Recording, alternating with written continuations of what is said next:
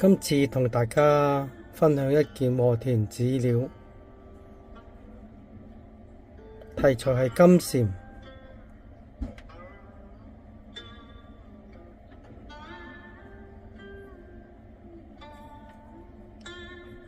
呢件料呢，攞上開頭想做嗰陣時呢，呢度係薑啊，所以正常啲薑我都會去咗佢嘅。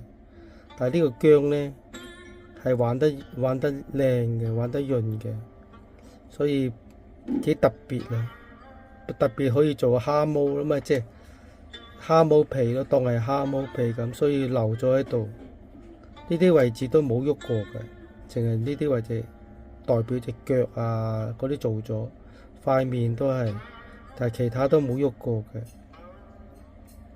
佢個顏色係黃色，所以決定做隻金蟬，三腳金蟬就係咁啊！佢而家得三隻腳嘅啫，幾得意。其實下面呢係好白嘅白肉，好白嘅白肉，同埋呢啲皮色相當靚，灑金皮。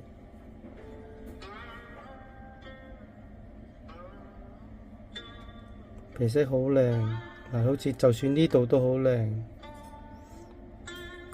原先就咁切咗嚟做，但係呢，我就鍾意玩，所以就留返呢個咯。